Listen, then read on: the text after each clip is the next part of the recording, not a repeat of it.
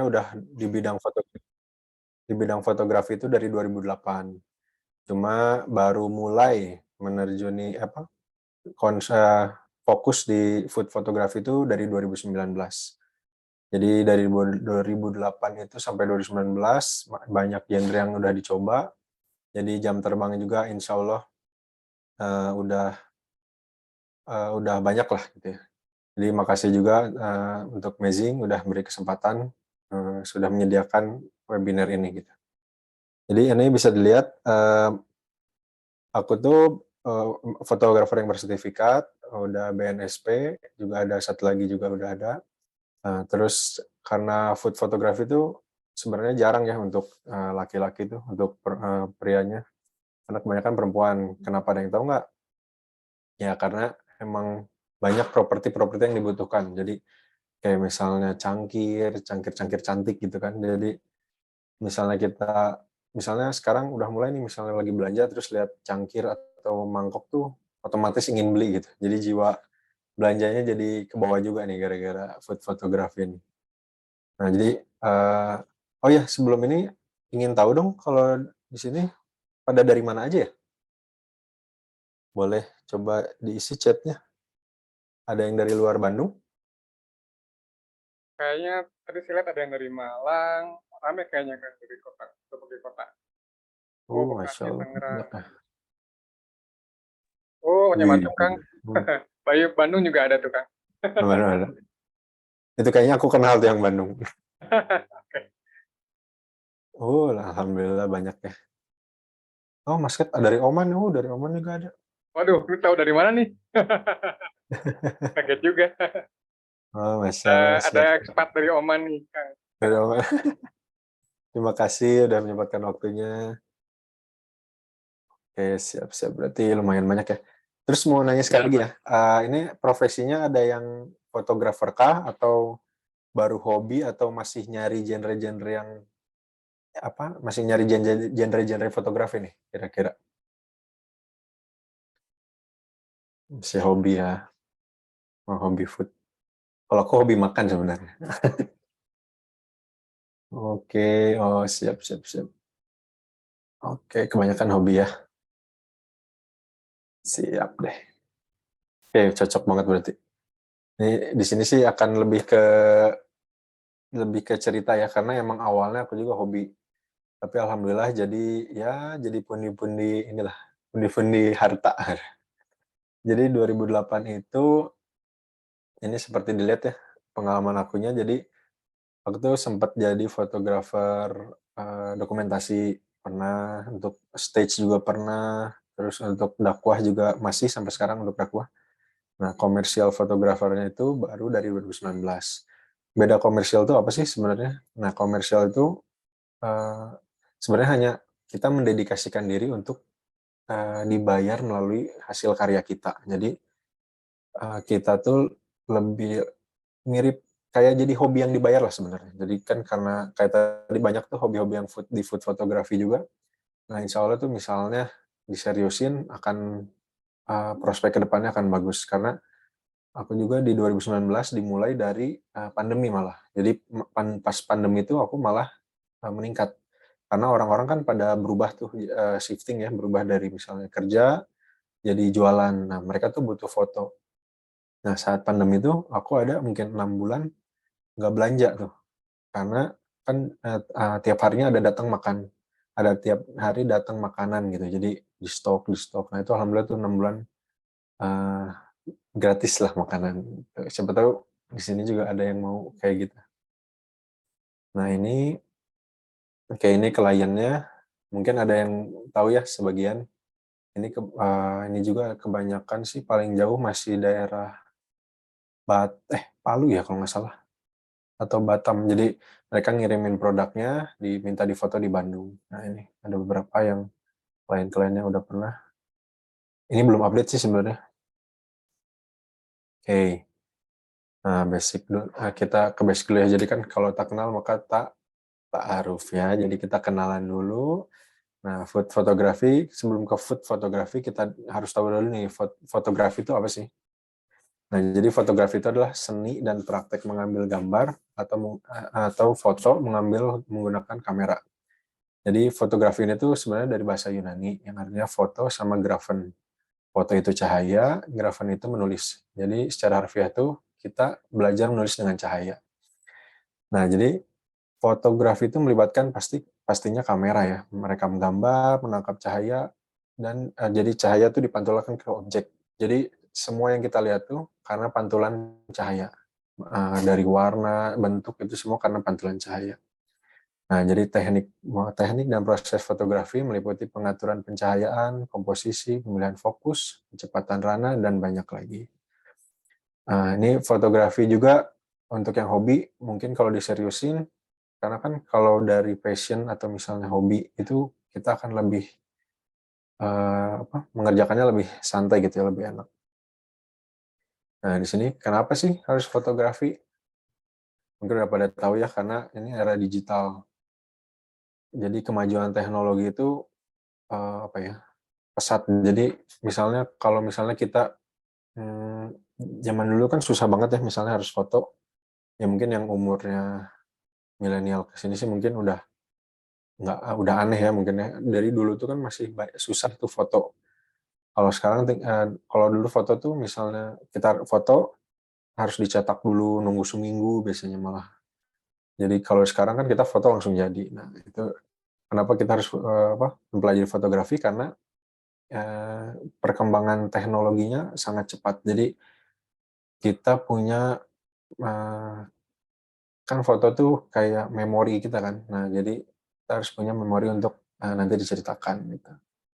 Kemudahan berbagi juga, jadi di era digital ini foto lebih gampang lagi, apalagi adanya media sosial, terus orang juga cepat mengunggah dan membagikan foto kepada teman, terus jualan-jualan juga kan sekarang udah harus menggunakan foto gitu, foto dan video.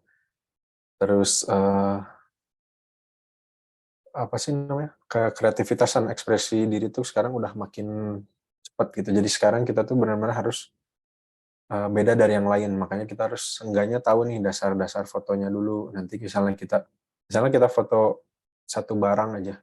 Kalau misalnya nggak tahu kan tinggal foto aja di depan. Nah, ini kalau kita tahu ilmunya, pasti ada angle yang orang lain nggak tahu. Ini kita dari sedikit ini dulu ya, review dulu.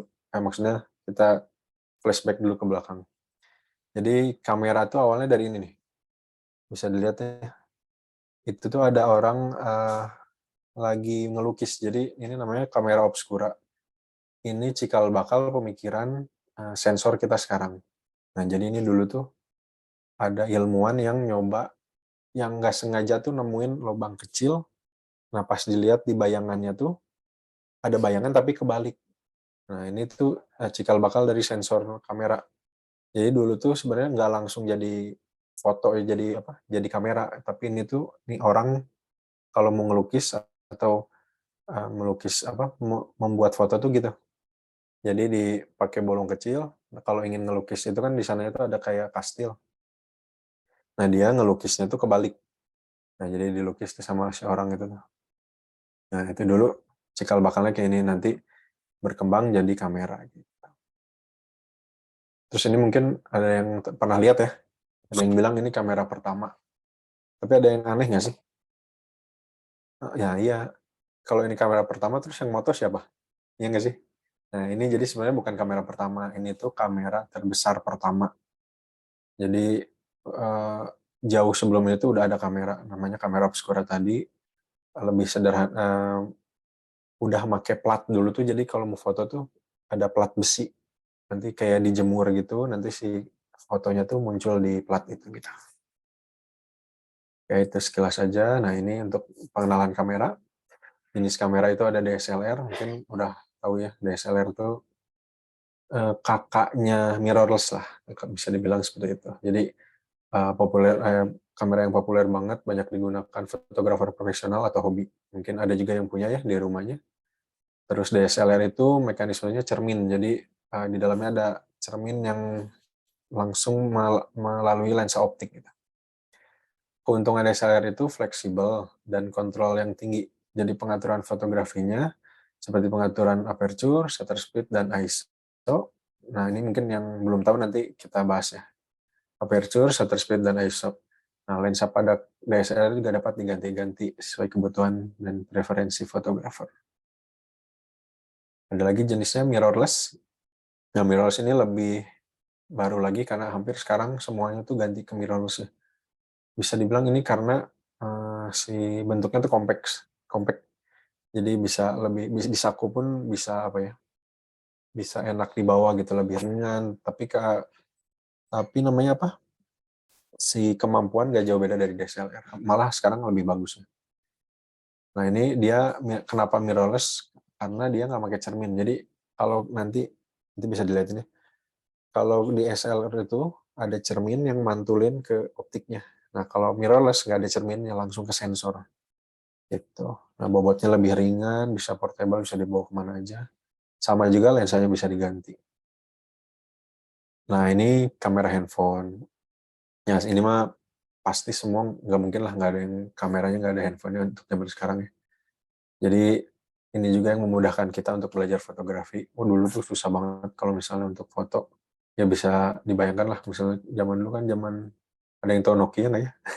Handphone Nokia tuh, handphone itu, kamera itu masih ya jauh lah dari foto-foto sekarang. Foto dari kamera HP termurah sekarang tuh jauh banget. Jadi ini sensornya juga lebih canggih karena lebih kecil, tapi untuk ukuran untuk dicetak itu sebenarnya kurang bagus ya.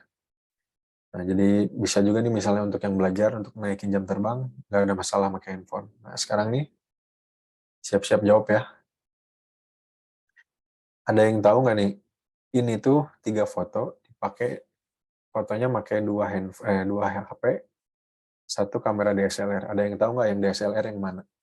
Boleh di chat nih. Ini cuma ingin ngebuktiin kalau untuk di media sosial atau bukan untuk cetak besar, perbedaannya nggak akan jauh.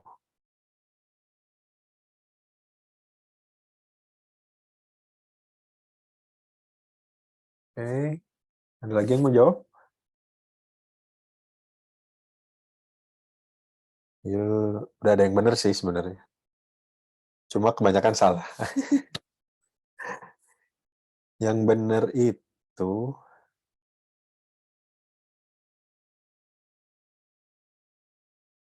ya yang bener itu yang kiri. Ya, nggak beda jauh kan? Coba lihat deh, bandingin. Kalau secara kasat mata tuh semua hampir sama.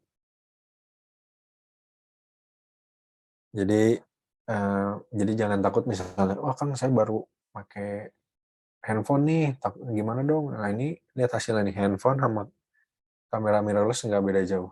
Jadi yang kiri itu pakai kamera Canon EOS R, yang tengah iPhone X, yang kanan itu Sony Xperia 1. Gitu. Ya, semoga semangat yang masih pakai handphone. Nah, jadi kamera terbaik itu apa? Yang tahu kamera terbaik itu apa?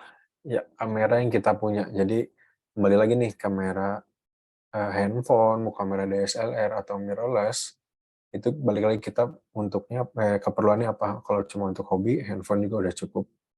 Terus kalau misalnya ingin komersil atau ingin lebih serius, kalau bisa coba beli yang DSLR atau mirrorless, karena nanti hasilnya itu kalau untuk dicetak, kayak misalnya untuk makanan tuh, untuk buku menu, biasanya orang kan harus dicetak nih. Nah, kalau dicetak untuk handphone memang agak kurang, nanti si warnanya akan berbeda. Nah, kalau misalnya masih untuk ngisi apa namanya, Instagram atau TikToknya atau Facebook itu untuk iklan-iklan masih bisa untuk handphone. Masih bisa pakai handphone. Nah, ini komposisi. Oke, kita mulai masuk ke komposisi. Jangan diapalin, nggak usah diapalin. Ini emang komposisi itu banyak banget. Tapi biasanya yang dipakai untuk food itu cuma ini nih, biasanya ini. Ada 6 nih, ada rule of third, center, symmetry, rule of odd, fill the frame, negative space, golden triangle, sama golden ratio. Nah, tapi ini pun nggak selalu dipakai. Yang paling sering banget tuh ini 3. Nah, ini sekarang kita akan ngebahas dari 3 ini aja. Jadi cukup diingat aja 3 ini. Yang lain tuh sebenarnya hanya pengembangan dari 3 ini gitu. Nah, ini rule of third. Jadi kebayang ya, mungkin kalau ada yang belum tahu ini namanya garis ini tuh, nah garis ini tuh namanya grid ya. Di handphone juga ada, mungkin kalau belum diaktifin nanti ada di settingannya. Jadi grid ini apa namanya, untuk mengetahui sepertiga dari foto. Nah, jadi kita baiknya simpan di sini, di persimpangan antara si garis horizontal dan vertikal, bisa disimpan di situ, kayak botol ini ya, atau bisa disimpan di tengah, atau bisa di pinggir kiri. Jadi kita tuh bisa di garisnya, bisa di vertikalnya, horizontalnya, atau di pertemuan vertikal horizontal, atau di dalam kotak itu. Nah itu jadi mata kita itu, menurut riset, jadi mata kita itu ngebacanya, ngelihat objek itu dari kiri ke kanan. Kiri ke kanan, bawah, kiri kanan, bawah, kiri kanan, bawah. Nah jadi bagusnya itu buat objek yang kita simpen di kiri, di persimpangan antara di sepertiga foto gitu. Kayak gini ya, rule of third. Nah, ini rule of odd. Jadi rule of odd itu mata kita itu terbiasa dengan yang ganjil. Jadi misalnya ini kan kita ingin ngasih tahu nih kalau ini telur. Nah, telurnya itu disimpan ada 5. Jadi biasanya akan lebih cantik. Walaupun ini aturan semuanya itu kita boleh dilanggar ya. Jadi maksudnya kan aturan itu kalau kita mau langgar kita harus tahu dulu aturannya. Nah, jadi bisa aja nanti disimpan 2 telur atau 4 telur. Cuma awalnya tuh komposisi ini tuh dari rule of odd ini. Jadi kita simpan objek yang mau kita perlihatkan itu dengan bilangan ganjil gitu, dengan banyaknya ganjil. Jadi misalnya ini 5. Nah ini, jadi kita tahu oh ini ingin ngeliatin telurnya nih gitu. Terus fill the frame ini sih paling gampang ya sebenarnya. Fill the frame itu kita tinggal fokusin aja produk yang ingin kita tunjukkan itu di berarti ini hampir 70% foto. Nah, jadi kita ini kan udah jelas nih, aku mau nunjukin kalau si hakaunya ini tuh udangnya gede gitu. Ya makanya aku simpan di tengah, yang lainnya blur. Itu. Sekarang kita masuk ke pencahayaan. Cahaya itu ya karena faktor penting ya, karena ini kan kita melukis dengan cahaya. Kalau nggak ada cahaya ya susah juga. Walaupun cahayanya remang atau cahayanya kecil, cahayanya dikit, itu tetap aja kita butuh cahaya. Nah, jadi fotografer itu bisa menggunakan cahaya ilahi atau cahaya buatan juga bisa. Juga kita harus bisa mengatur intensitas dan arah kualitas pencahayaan untuk mencapai efek yang diinginkan. Nah, cahaya keras juga dapat memberikan kontras yang tajam, sementara cahaya yang lembut dapat menghasilkan dapat menghasilkan hasil yang lebih halus dan terurai. Nah, jadi nanti juga ada pencahayaan samping, ada pencahayaan belakang, ada pencahayaan dengan reflektor atau pencahayaan yang mengakibatkan jadinya ada bayangan.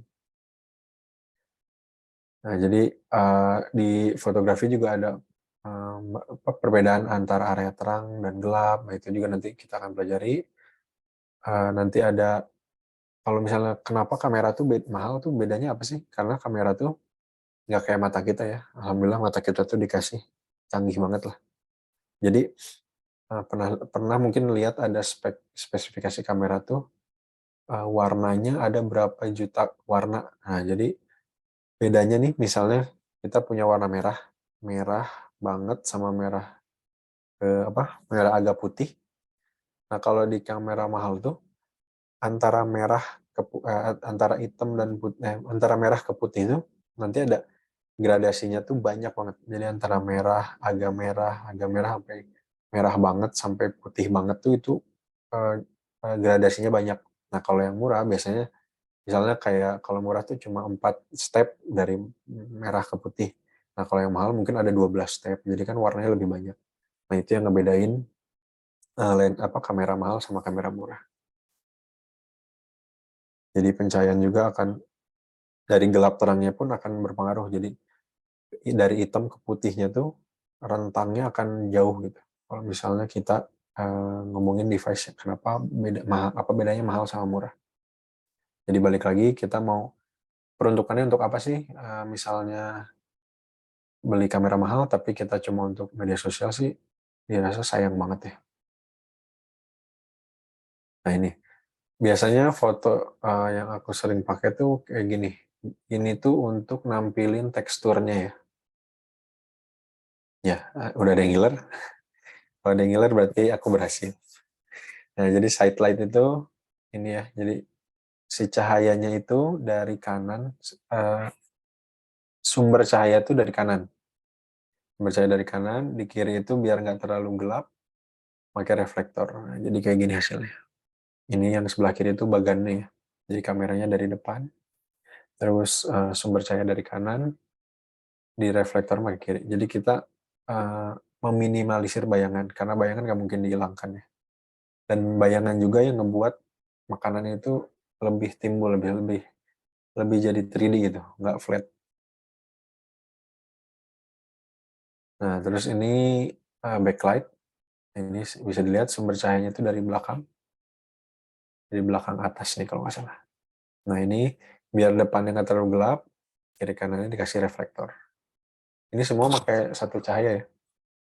Jadi ini bisa bisa diibaratkan misalnya si sumber cahaya ini tuh bisa pakai flash, bisa pakai continuous, bisa pakai center juga bisa, pakai cahaya ilahi juga bisa, matahari misalnya di situ jadi ada jendela, jadi masuk mataharinya. Nah itu bisa juga diatur. Jadi sumber cahaya ini nggak harus flash aja, jadi bisa aja misalnya si cahaya yang keluar dari pintu atau misalnya dari apa namanya itu jendela. Ini backlight, ini fungsinya untuk menegaskan ini ya, menegaskan sisi-sisi produk. Nah ini rim light. Rim light itu bisa dilihat nih ya. Jadi dari dua rim light itu ini nih. Rim itu ini kan. Jadi ingin dapat ini nih. Nah ini tuh dia uh, si posisinya kayak gitu. Jadi dari samping. Jadi biar kita ngelihat ada apa ya. Ada garis tegas juga di produk yang kita ingin foto. Nah ini reflektor depan tuh itu bukan ngalangin kameranya ya. Itu tuh sebenarnya agak bawah. Jadi buat nge-fill in aja sebenarnya. Nah, ini juga yang bisa dipakai juga high key. High key itu fotonya apa sih? Hampir 80%-nya tuh terang gitu. High key ada low key. Low key kebalikannya, jadi hampir foto ini tuh didominasi dengan uh, apa sih? Yang gelap gitu. Yang lebih gelap. Ini high key, ini low key. Nah, ini ada genre-genre mungkin teman-teman juga mungkin udah ada yang familiar ya. Tapi mungkin pasti baru dengar kayaknya yang ini ya, forensik atau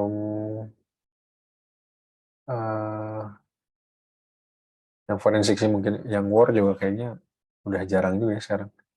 Nah jadi mungkin dijelasin dikit ya, kalau portrait itu dia portrait itu nanti banyak ini sebenarnya banyak banyak turunannya. Jadi kayak nanti portrait ada fashion juga, fashion kan ada portraitnya juga.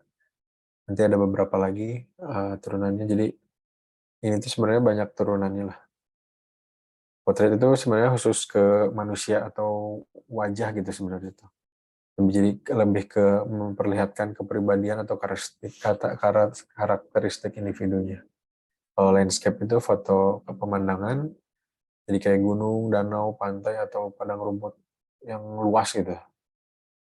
Ini sih tujuannya untuk mengambil keindahan alam dan menciptakan komposisi yang bagus lah untuk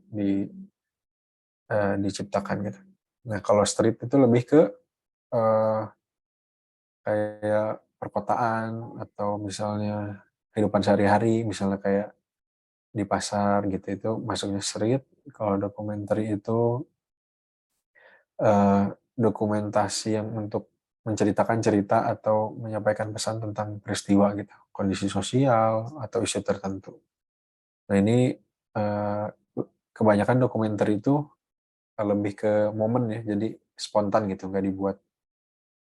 Kalau fashion udah jelas tentang pakaian, jadi bisa ini kan kayak fashion juga dia ada masuknya, ada orangnya juga. Nah, itu bisa masuk ke potret juga. Nah, terus kalau fashion kan lebih ke sebenarnya lebih ke, eee, bajunya gitu. Nah, kalau bajunya kan lebih nanti dia akan lebih kontras dari si muka modelnya.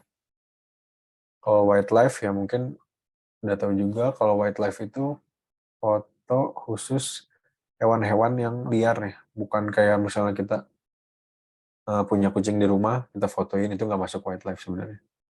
Nah, kalau wildlife juga sebenarnya agak apa ya, mungkin kalau untuk menghasilkan tuh gede juga, cuma dia butuh waktunya agak lama. Jadi pernah ada tuh fotografer, dia foto, burung dengan posisi lagi ngambil makanan ke apa namanya, ke kolam. Nah, itu dia nunggu momen itu tuh selama 6 tahun. Kebayang nggak sih dia dia jadi tiap hari itu nungguin aja di biasanya tuh wildlife itu kan dia sekolam ya, dia apa, di kolam diem, terus nungguin momen motret, terus dia sampai 700.000 foto gitu untuk menghasilkan momen itu gitu. Jadi memang fotografi itu memang ke jam terbang sih. Jadi walaupun kita tahu teori, nggak praktek kayak naik sepeda aja sih misalnya. Kita tahu nih caranya naik, terus goes, tapi kalau misalnya kita nggak nyoba kan kita nggak akan bisa ya, kayak gitu. Mirip sama foto. Nah, kalau makro, kebanyakan itu Eee, lebih ke detail-detail benda kecil. Bisa benda juga, bisa binatang juga.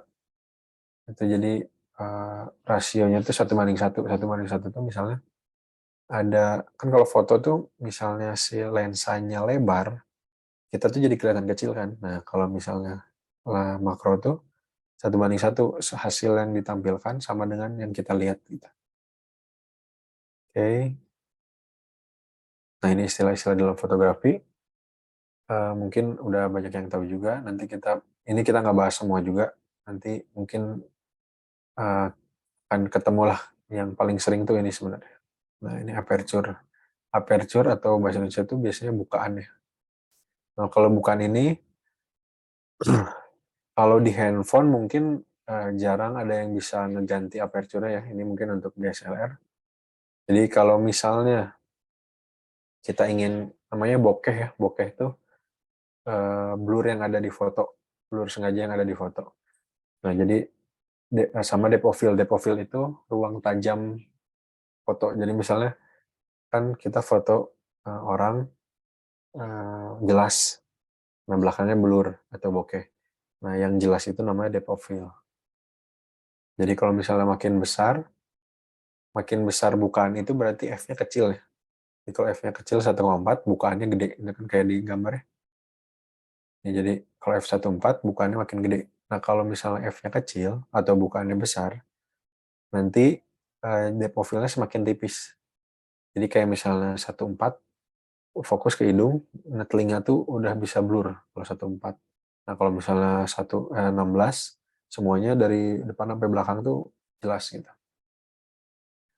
Aperture-nya nanti gunanya untuk, kalau ke produk makanan itu, nanti misalnya kita ingin, eee, fokus makanan kayak tadi ya, makanan dimsumnya di depan, yang belakangnya ingin blur.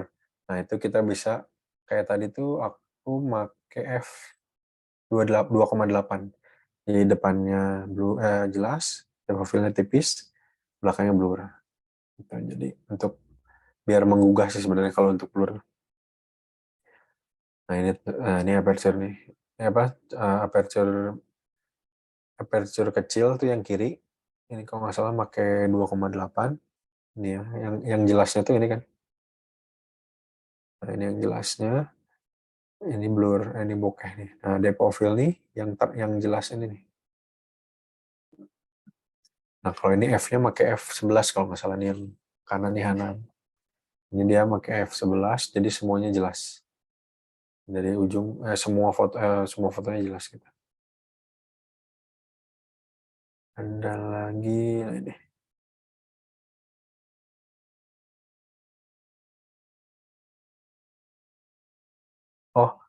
Itu tadi ada yang ini ya. Oke, nanti pertanyaannya dijawab di Q&A ya.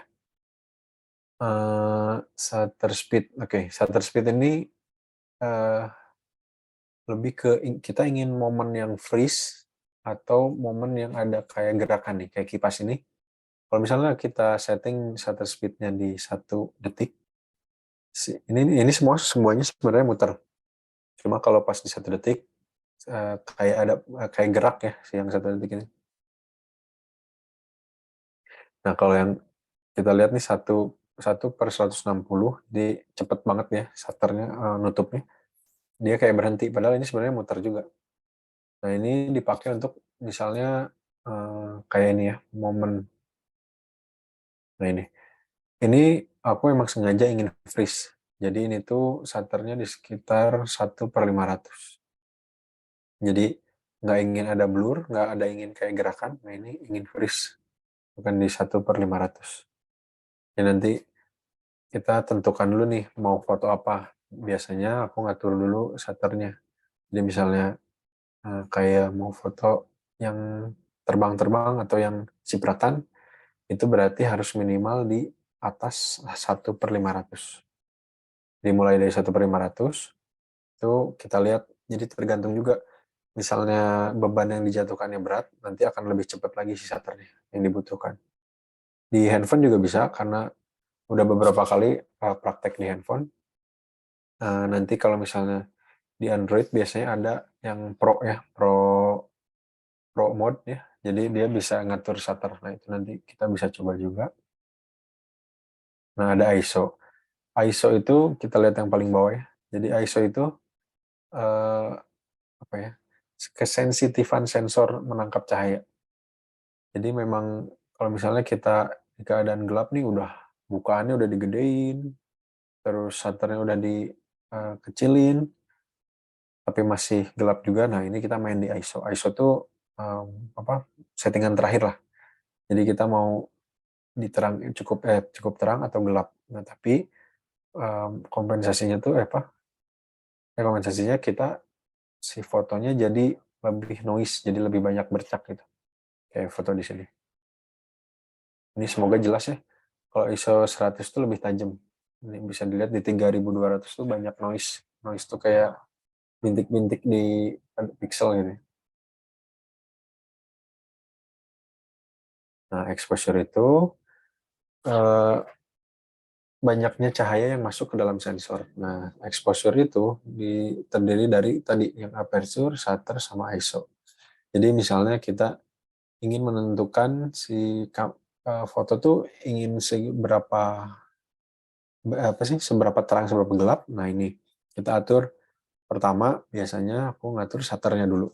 Karena shutter tuh kita mau nentuin nih si momennya mau di freeze atau mau bergerak. Nah, kalau mau di freeze berarti kan harus 1/160 ke atas. Nah, oke, kalau udah di setting shutter, kita masuk ke aperture. Nah, sini foto mau bokehnya banyak, depth of field-nya sempit atau luas. Jadi kalau misalnya ingin belakangnya blur, berarti kan setting nih ke f-nya yang di bawah 2,8. Nah, setelah itu semua, misalnya ternyata hasilnya gelap, nanti ISO-nya naikin. Atau kebalik, misalnya udah di setting shutter dan aperture, tampilan isi foto itu terang banget, nah ISO-nya turunin. Gitu.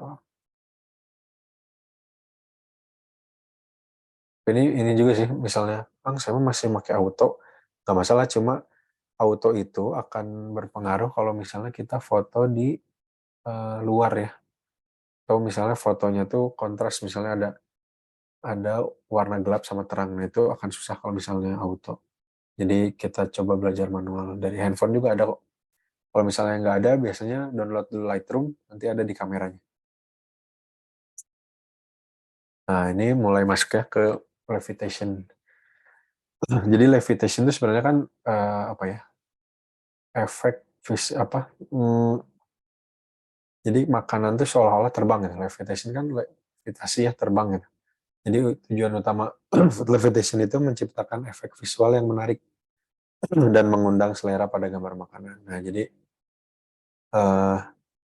kayak mungkin tekniknya nanti ada beberapa ada beberapa teknik lah. Ada yang kan ini Photoshop ya, ada sebagian yang Photoshop, ada juga yang langsung.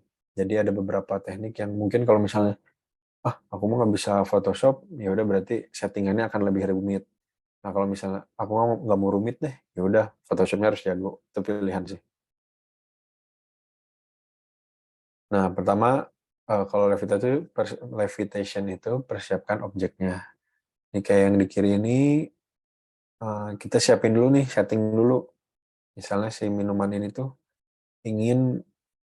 nantinya ingin dilempar sama apa namanya sama es batu atau biasanya sama kelereng ya, sama kelereng atau apa. Nah nanti bentuk cipratannya pun akan beda sesuai bidang yang dilempar. Jadi misalnya kalau bulat kayak kelereng, dia cipratannya akan lebih manis gitu, lebih lurus. Nah kalau misalnya kotak, dia akan lebih acak-acakan.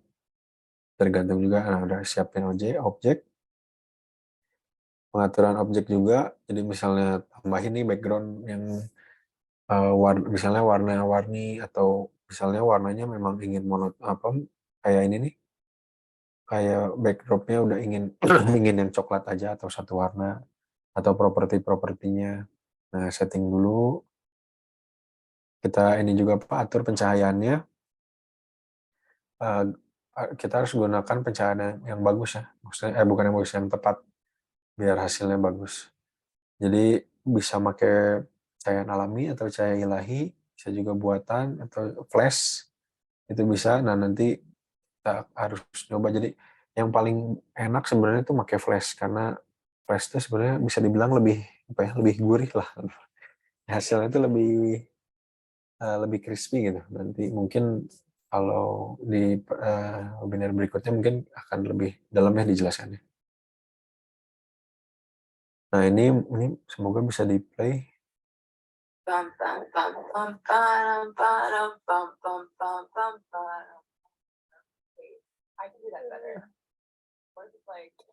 Nah itu tuh jadi ada teknik yang ini kayak gini tuh. Ini muncul ya videonya? Videonya muncul nggak? Oh, sip. Muncul Kang, muncul Kang. Muncul ya, siap. Nah, jadi ini tuh salah satu teknik yang paling aku suka juga. Jadi kita nggak perlu banyak ngedit, cuma kita biasanya nyoba berkali-kali. Jadi ini kayak ini kan, ini tuh kalau bisa dilihat nih nanti ada air nih dilempar dari kiri. Nah itu ada cipratan. Nah itu jadi ini paling tinggal momen aja. Momen misalnya ingin si airnya tuh pas, misalnya ditutupnya atau di badannya. Nah itu bisa kita setting. Ini bisa miring juga karena di belakangnya ada tusuk gigi. Nah, jadi ini teknik yang kalau malas ngedit, tekniknya kayak gini. Jadi kita harus prepare-nya agak lumayan ya. Ini kan harus masang tusuk gigi, motong nanas, terus ada yang lemparin airnya juga. Tapi kalau yang misalnya males setting-settingnya, ingin yang gampang aja, nah berarti harus belajar ngedit. Belajar ngedit, kalau aku biasanya pakai Lightroom sama Photoshop. Lightroom itu untuk ngatur warna atau gelap terangnya. Nah, kalau Photoshop itu untuk eh, editing layer-layer yang digabungin gitu lah. Nah, ini yang momen juga. Nah, itu gitu lah. Jadi kita tuh ngambil footage. Nah, nanti ini tuh biasanya misalnya dari 5 foto, dari satu foto jadi tuh terdiri dari 10 elemen foto. Jadi ini kita berkali-kali ini kan makanya bisa dilihat bawahnya apa namanya kotor ya.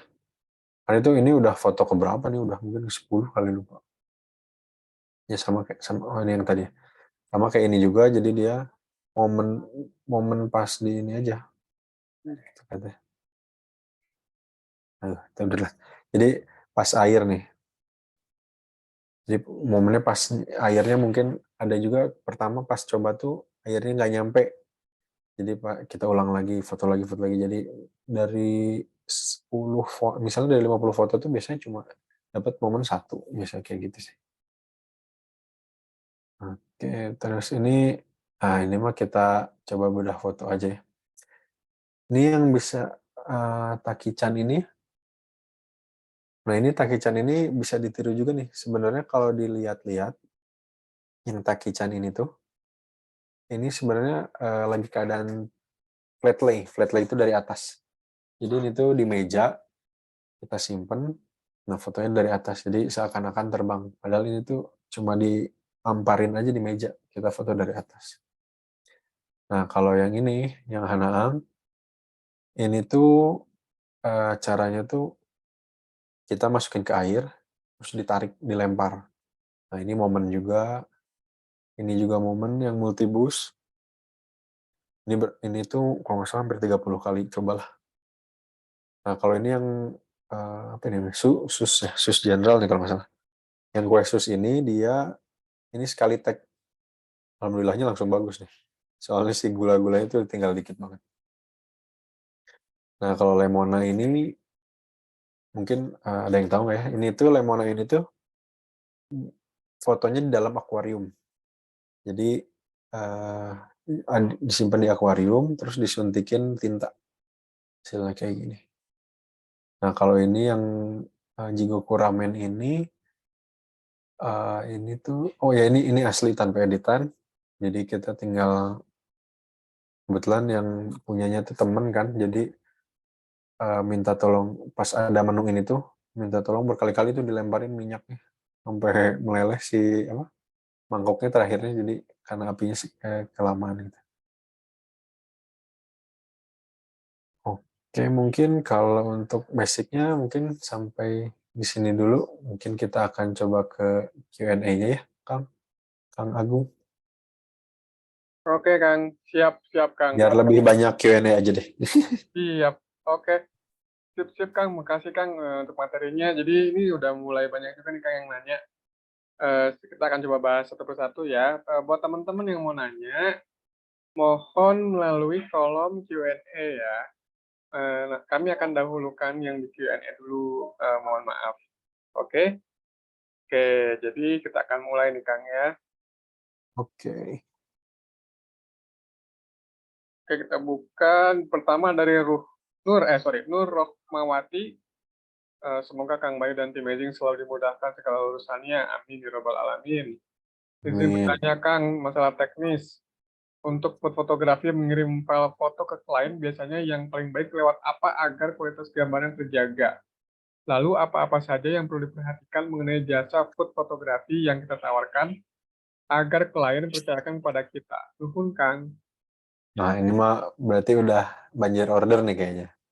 Iya ya, benar. Jadi Ngakunya mah hobi kalau Kang, ngakunya mah iya, Kang, padahal udah. udah berbayar nih. Nah, oke, ini Teh Nur ini berarti ada dua ya pertanyaan sama yang di bawah digabung aja kan ya? Iya betul betul betul. Ya, oke, siap. Satu Sebentar. lagi, media atau teknik promosi jasa fotografi yang paling efektif lewat apa ya? Oke, aku coba jawab dulu yang kualitas foto ya. Memang kalau kualitas foto itu aplikasi yang aman nggak ngurangin kualitas foto itu sejauh ini sih. Line masih ada nggak ya? Line dulu nggak berkurang ya. Line sama Telegram. Kalau sekarang Telegram itu juga bisa diatur file aslinya. Tapi kalau untuk aku pribadi bagusnya di Drive aja. Dan terus misalnya kan kalau foto itu biasanya pilihan ya. Jadi maksudnya nggak semua dikirim ke klien kan biasanya. Nah, kalau misalnya kita ingin klien nyuruh ingin minta ke klien milih, biasanya kasihnya jangan yang kualitas bagus. Jadi pakai kualitas yang kecil dulu terus di watermark. Nah, biasanya soalnya waktu itu aku pernah ngasih, jadi klien suruh lihat tapi ngasih file asli. Kan jadi si klien tuh misalnya foto yang dikirim tuh 20, tapi klien cuma milih 5, yang dihitung kan cuma 5. Tapi si klien tuh punya 20 yang asli. Nah, itu waktu itu aku agak agak apa ya? Kejebak juga gitu. Jadi yang untuk yang lain juga misalnya ingin pas pemilihan itu kalau bisa sih dikurangin kualitasnya terus watermark. Nah, nanti kalau misalnya udah pembayaran, udah dipilih yang mana, kasih file aslinya. Nah, file aslinya biasanya aku di Drive. Drive itu paling aman. Karena eh, yang sekarang juga kan Drive tinggal bikin akun baru juga kan dapat yang 10 giga ya kalau nggak salah. berapa ya, kalau nggak salah 10 giga deh. Nah, jadi lebih baik sih dan lebih profesional juga bagusnya di drive aja. Nah, terus kalau untuk, yang diperhatikan untuk, jasa foto itu, eee, kalau komersil, pertama yang dilihat tuh kamera. Karena yang komersil itu mereka kan, cukup mahal ya, untuk satu fotonya tuh bisa sampai, bisa mulai dari 5 jutaan satu foto. Kalau kayak McD gitu-gitu biasanya mereka sampai 35 juta satu foto.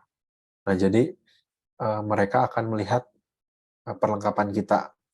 Nah kalau misalnya kayak UMKM atau UMKM, paling kita lebih ke, servisnya aja. Jadi misalnya, "Gimana Kang, ada yang bisa dibantu?" Terus, dibuatin mood board-nya, terus, jadi biar lebih profesional tuh biasanya kita minta mood board kalau merekanya nggak punya, nanti kita yang buatin. Jadi mood board tuh misalnya, perkiraan foto hasil akhirnya akan seperti apa, misalnya kayak ingin gelap, ingin terang, atau warna-warna background-nya kayak apa. Nah itu biar lebih profesional aja biar lebih profesional kita harus menyiapkan itu.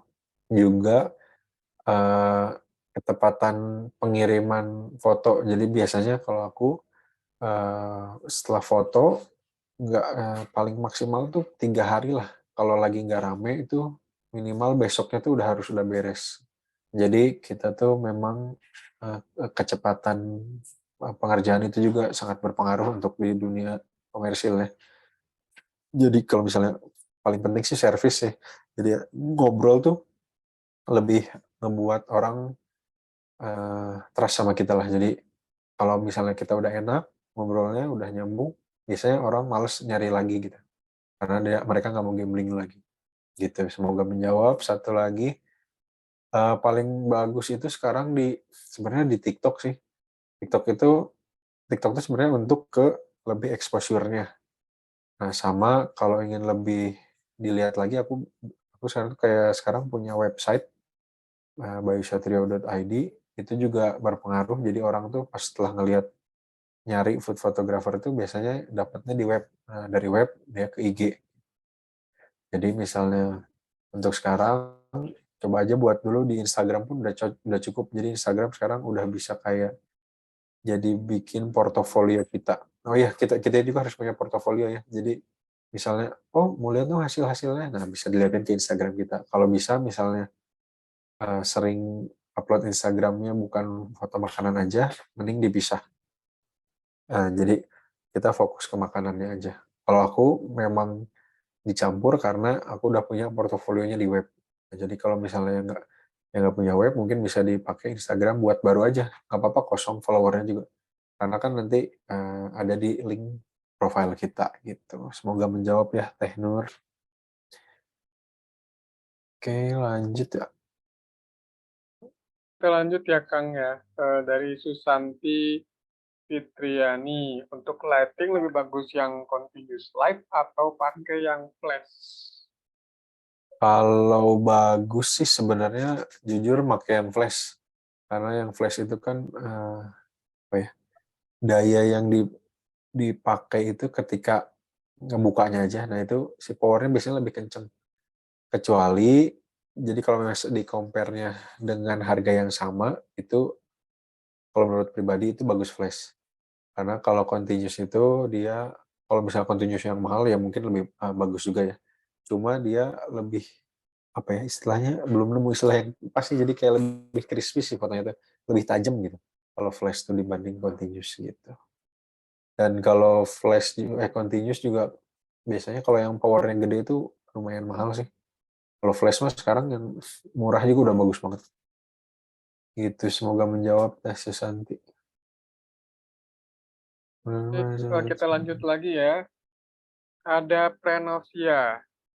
Kalau pemakaian lampu lebih dari satu, bagaimana cara mengaturnya? Seperti untuk kekuatannya, apakah sama atau gimana? Oke.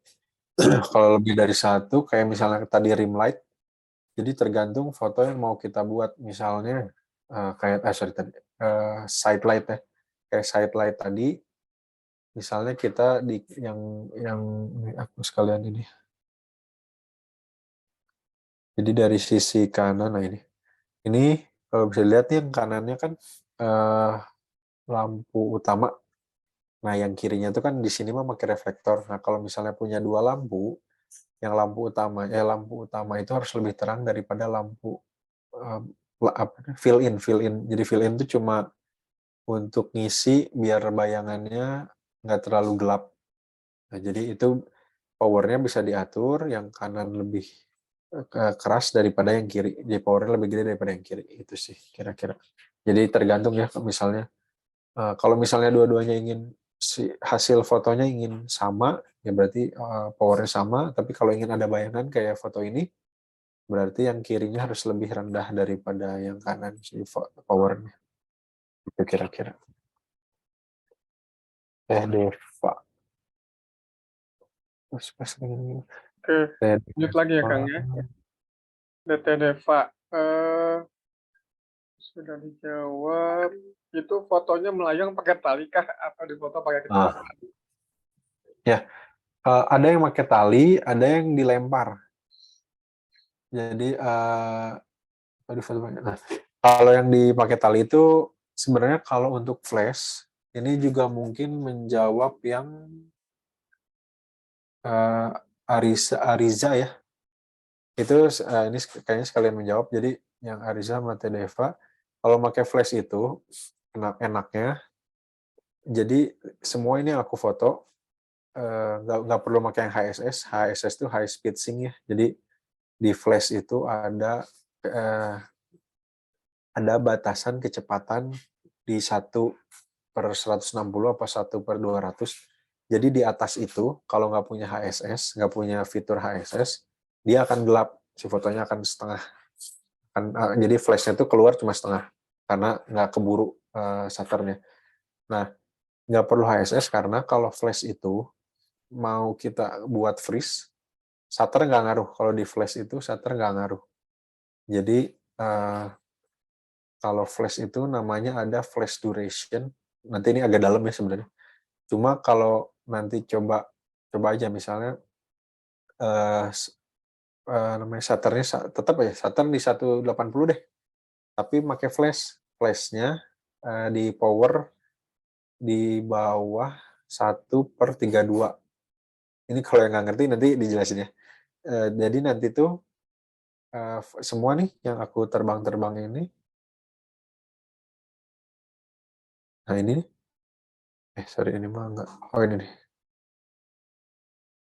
Nah ini yang kiri ya, yang kanan, itu semua shutternya di 1/160. Jadi dibantu flash. Flash tuh makanya kenapa aku suka karena dia bikin foto tuh nge-freeze. Jadi nggak perlu shutter tinggi, tapi bisa menghasilkan freeze gitu. Itu keunggulan flash juga. Jadi kan kalau misalnya ingin buat kayak Hanang yang kiri ini, kalau misalnya tanpa flash, itu pasti shutternya harus di-push ke 1/500. Nah, makanya flash nih sangat enak sebenarnya kalau yang udah bisa makainya. Gitu ya. Semoga menjawab. Oke, baik. Terima kasih Kang. Dari Deva sudah dijawab ya. Sekarang ke Wira Harli. Beli. FT Flash settingannya gimana? Foto splash. Oke, kayak tadi juga kayaknya sebenarnya udah ngejawab ya. Jadi kalau splash, kalau kalau pakai flash ya, bikin splash pakai flash, itu kita nggak perlu di shutter yang tinggi. Jadi 1/160 itu udah cocok, udah pas, udah cukup, sorry. Udah cukup. Nah, kalau si flashnya di power di bawah 1/64. 1/32. Jadi 1/132, 1/64, 1/128. Nah, itu pasti si foto hasilnya akan freeze. Nah, kalau misalnya splash-nya tak ingin pakai yang continuous, berarti shutternya di angka 1/500 minimal. Nah, tergantung nanti benda apa yang dilempar. Kalau misalnya lebih berat, biasanya naik lagi jadi 1/1000. Gitu. Oke, kalau Kang Heri ini GoPro ya? GoPro GoPro, gimana ya. kualitasnya ya? GoPro tuh sebenarnya kan namanya juga action cam ya. Jadi kualitasnya kalau dibandingkan dengan HP masih bagus HP sebenarnya. Karena balik lagi juga peruntukannya apa, mungkin GoPro juga ada yang bagus, cuma kalau GoPro itu kan biasanya si lensanya tuh wide ya, walaupun ada yang narrow-nya itu, tapi cuma secara digital gitu. Jadi misalnya foto gede gini, nah si GoPro tuh berubah tuh bukan lensanya sebenarnya. Jadi yang gede itu di crop, digedein, dikecilin gitu. Jadi secara digital. Jadi hasilnya memang nggak bisa dibandingkan dengan kamera lainnya. Karena namanya juga action cam itu untuk apa ya, foto-foto untuk lebih ke apa, action aja sih, lebih ke kayak apa ya, petualang gitu kali ya. Gitu. Semoga menjawab Kang Oke, Heri. nggak menjawab ya Pak Heri atau Kang Heri atau Mas Heri. Oke, lanjut lagi. MA Riza, Itu Eka udah ya tadi. Ini udah ya? Udah Oke, digabungin. gabung ya. Kalau untuk levitation apa namanya? Ah, ini anonymous ya. Anonymous attendee ya. Untuk reputation app API. Levitation api. Oke. Sebenarnya kalau api itu eh, tergantung kita apinya lagi di mana. Maksudnya itu misalnya lagi di siang hari itu agak susah juga karena kita harus apa ya, kalah si apinya sama matahari itu kalah. Jadi kita harus settingnya dengan benar sih. Ini biasanya kalau di api itu enaknya di tempat gelap. Jadi benar-benar kita tuh fokus ke apinya. Nah untuk biasanya untuk shutternya itu ini tergantung ya. Ini mah harus dicoba, tapi biasanya di 1/250. Nah, untuk si aperture-nya mungkin di bukaan 2,8 kayaknya. Nah, ISO-nya paling tinggal dicari aja. Kalau pakai DSLR ya. Kalau pakai kamera, HP, biasanya kita tinggal ini aja sih. Eh, Mungkin pernah ada yang lihat ini nggak ya? Kalau kita pencet HP itu, ada yang warna kuning. Nah, ada yang warna kuning. Nah, itu tuh bisa diturun naikin. Nah, coba disetting di situnya aja. Nanti biasanya sih kalau di tempat gelap lebih gampang karena nanti cahaya utamanya kan si api. Terus semoga menjawab ya yang api. Saya bisa Lanjut Kang lagi ya, Kang ke Zen ya. Ini ya. Zen ya. Kang, kalau foto, ini dari foto makanan biar ada efek asapnya, biasanya pakai apa ya selain dari makanan yang langsung? Karena kadang kalau langsung dari makanannya kurang banyak. Oh iya, Tahun saya selalu. amin amin. Nah, kalau asap itu, ini asap ya bukan asep ya. Asap itu Iya, eh, biasanya kalau kita tuh ada namanya smoke gun ya. Smoke gun itu jadi kalau vape tuh biasanya kurang bagus asapnya karena asapnya terlalu tebal kalau vape. Jadi kalau smoke gun ini ada yang dari dry ash itu lumayan mahal. Kalau yang aku pakai biasanya yang jadi kayak kita ngebakar bara terus ditiupin pakai smoke gun itu. Nah itu bisa dipakai, tapi kalau smoke gun biasanya untuk lebih ke kabut gitu. Kayak ini nih. Nah ini kayak kiri ini. Asapnya kayak gini. Tapi kalau ingin asap makanan kayak misalnya kuah, biasanya kalau ingin asli itu kita ngebakar daun atau apa di belakangnya. Jadi nanti si asapnya tuh ke atas. Nah itu yang harus disetting sebenarnya itu soalnya agak susah nangkep nangkep yang tipis ya, si bayangan apa sih, sorry, tipis itu agak agak susah nangkepnya. Dan itu jangan di flash atau jangan dikenain cahaya karena kalau asap itu harus di keadaan gelap. Jadi jangan malah terang. Kalau terang hilang. Gitu kan kira-kira. Semoga menjawab. Kan lanjut juru lagi ya, juru gambar. gambar. Kang, Ya, kan ada juga ya, Kang, UMKM yang kalau ditanya fotonya mau seperti apa hasilnya, jawabannya tuh bebas, yang penting bagus. Nah, kira-kira kita sebaiknya bikin mood board seperti apa ya, Kang? Oke, nah nanti aku coba liatin ya. Jadi kalau oke, ini sekalian liatin deh. Izin dulu ya ini. Aku izin dulu stop share. Oke. Jadi memang kadang yang paling paling agak ngeselin itu sebenarnya ini sih. Jawabannya ya asal bagus aja, tapi kan bagus teh di mata orang beda ya. Kadang memang itu tantangan kita, jadi kita harus bisa. Paling enak tuh emang awal tuh kita harus buat mood board aja. Karena mood board tuh penting banget. Ini ada, oh ini. Oke.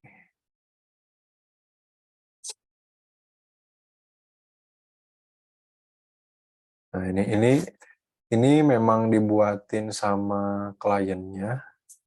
Tapi ini mungkin semoga bisa jadi contoh ya. Oke. Nah ini ada ya gambarnya. Mana sih? Oh, ini. Nah ini mungkin ada yang tahu Jalakoteku. Nah ini jadi mood board tuh kayak gini. Jadi eh, kita harus tahu dulu nih Jalakoteku itu apa. Ini dia ngejelasin kan. Terus bumbunya apa, terus toppingnya apa, sambalnya apa kalau makanan. Karena kita harus tahu karena nanti berurusannya dengan background. Jadi misalnya ini kayak warna ini, dia ini untungnya dia ini jelas banget. Jadi ingin warnanya ada, fontnya ada, nih warnanya jelas, ingin yang kuning, ada yang putih, namun terus unsur warnanya ingin ada warna apa, terus ingin kelihatan seperti apa. Nah mungkin seperti inilah contoh mood boardnya. Jadi kalau misalnya kita nggak punya foto produk klien, itu bisa pakai foto apa aja.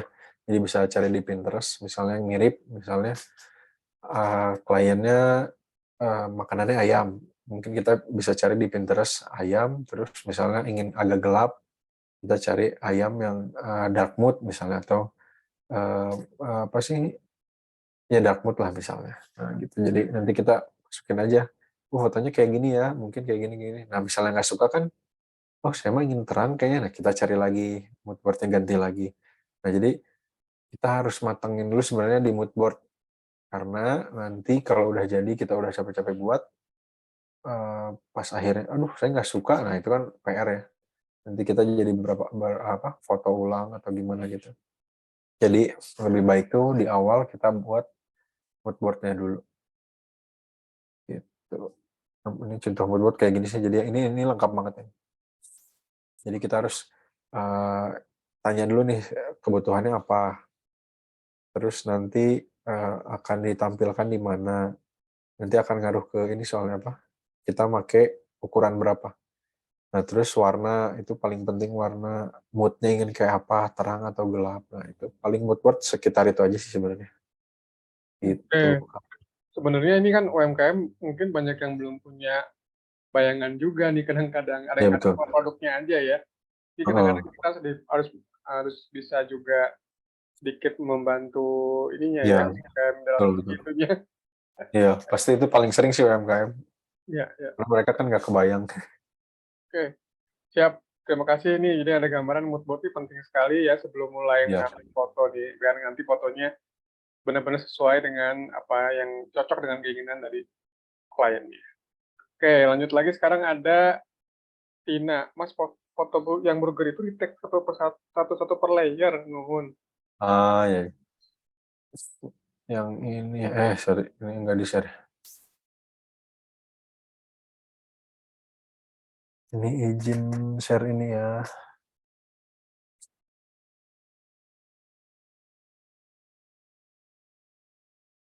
Wait, wait.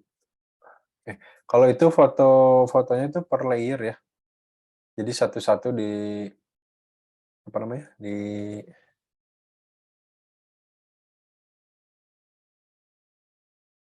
kelihatan ya? Sip. Foto nah, ini. Nah, jadi kalau ini tuh fotonya per layer. Jadi misalnya jadi fotonya tuh awalnya, satu dulu, bannya dulu, ban, terus dagingnya, cheese, nah itu satu-satu di foto. Itu tuh aku tusuk, jadi ditusuk si bannya, nanti dihilangin. Nah ini emang harus editing juga ya. Jadi satu-satu diedit, edit, digabungin. Karena waktu itu pas minta foto ini harusnya kita prepare, karena ngedadak mintanya jadi kita nggak prepare. Sebenarnya kalau kalau misalnya prepare tuh ada yang kalau pernah lihat tuh kayak kawat ya, tiang, ada kawat. Nah itu bisa disimpan di situ tuh, per layer. Jadi sekali foto, paling kita tinggal ngilangin si kawat-kawatnya aja. Gitu, semoga menjawab.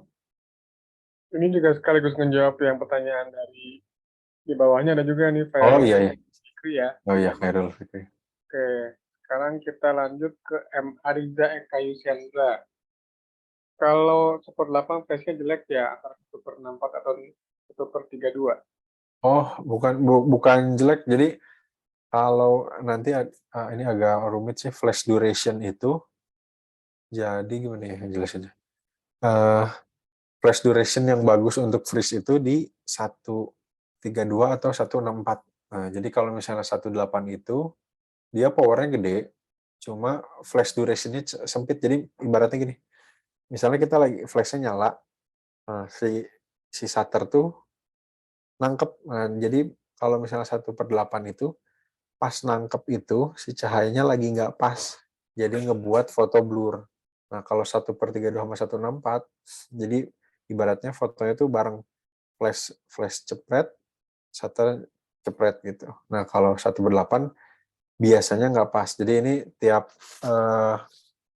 apa namanya, tiap flash beda-beda memang, cuma mayoritas tuh di 1/32 sama 1/64. Jadi memang powernya akan lebih sedikit kecil, tapi flash durationnya tuh pas untuk shutter kita. Jadi si cahayanya itu pas untuk ngebuat foto itu freeze.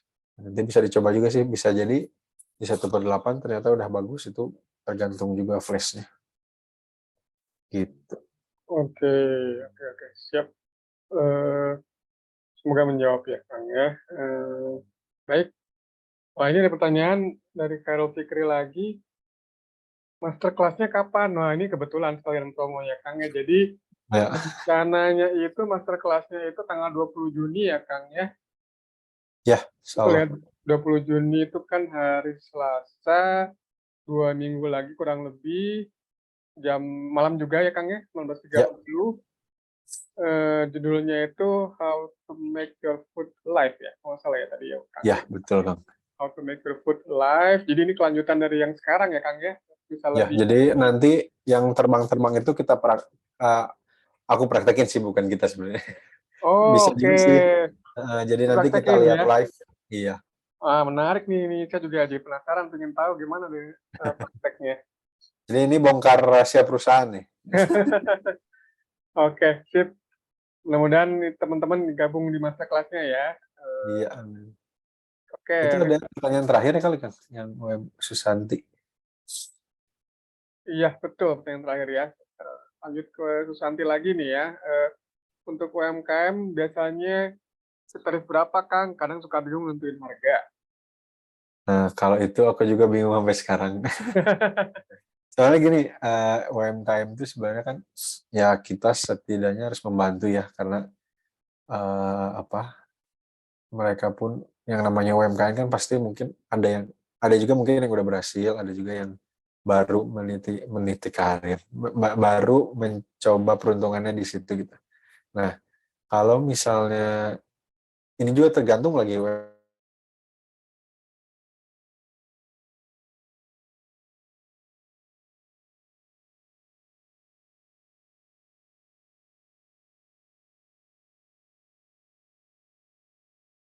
Error nggak ya, teman-teman? Error nggak ya?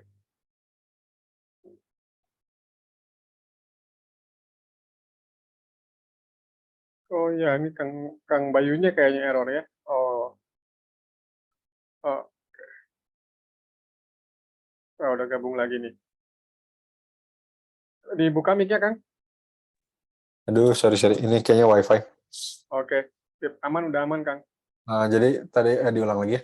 Kalau UMKM itu kan ya kita ngebantu UMKM lah ya kasarnya. Jadi kita sama membantu juga UMKM yang mungkin baru mencoba eh, peruntungannya di jualan gitu. Nah, jadi ini tergantung lagi. Aku nggak bisa ngasih patokan karena tiap kota juga berbeda.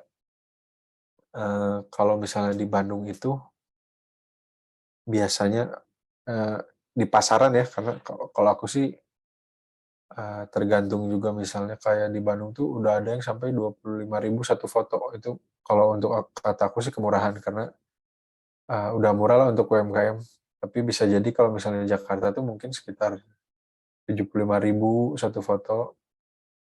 Kalau aku biasanya mulai dari 100 sampai ke ya seterusnya lah. Minimal up to dari mulai 100.000 satu fotonya. Nah, itu tergantung lagi ini gimana kita menghargai diri kita. Jadi maksudnya kalau udah pede, kenapa enggak bisa aja kok satu foto 5 juta juga. Aku pernah dapat juga klien tuh dari Ricis, satu fotonya bisa 5 juta. Tapi memang dengan effort yang apa ya? Ya cukup ditekan lah gitu maksudnya karena mereka kan dari perusahaan besar jadi dari kita nyiapin barang aja tuh mereka ngeliatin gitu saking ya karena mereka kan udah bayar mahal nih masa harus apa ya jadi mereka harus melihat hasilnya prosesnya juga gitu jadi kalau tarif ini balik lagi misalnya kita juga harus sebenarnya ada hitungannya sebenarnya nah nanti mungkin bisa di share ya jadi ada yang harus kita hitung tuh kayak biaya sewa kamera kita tuh kita sewa jadi misalnya kamera kita 1 juta atau harganya paling mungkin paling murah lah ya 5 juta 4 juta nah kita bebankan ke sewa jadi misalnya sewa tuh 100.000 target nih kita mau balik modal si kamera itu berapa lama jadi misalnya setahun nah tinggal bagi aja tuh 5 juta dibagi setahun setahun jadi sebulannya harus berapa kayak gitu-gitu jadi ada faktor-faktor yang bisa diperhitungkan tapi bisa balik lagi misalnya ingin nambah portofolio ya bisa juga cap nuhun atau cap terima kasih bisa jadi untuk nambah portofolio makin banyak kita bisa jadi juga uh, ya gratis kan bisa tapi kalau misalnya kita udah pede dengan hasil kita ya patok harga aja itu karena enaknya jasa seperti itu ya nggak ada patokan harga sebenarnya jadi kalau jasa tuh gimana kita gitu semoga membantu ya Oke, sip. Terima kasih, Kang Bayu. Jadi mungkin ada segmennya, Kang, ya, kalau untuk UKM memang harus kalau untuk perusahaan besar udah lebih enak ya, Kang, ya, jadinya ya, sudah ya lebih enak dan lebih sulit juga nih. mungkin ada ada harga, ada barang gitu ya, harus Betul banget prepare lebih dalam, lebih lebih dipantau persiapan segala macamnya gitu ya. Kalau UMKM mungkin murah tapi juga nggak terlalu, mungkin malah dibebaskan ke fotografernya kadang-kadang gitu ya. ya kebanyakan seperti itu.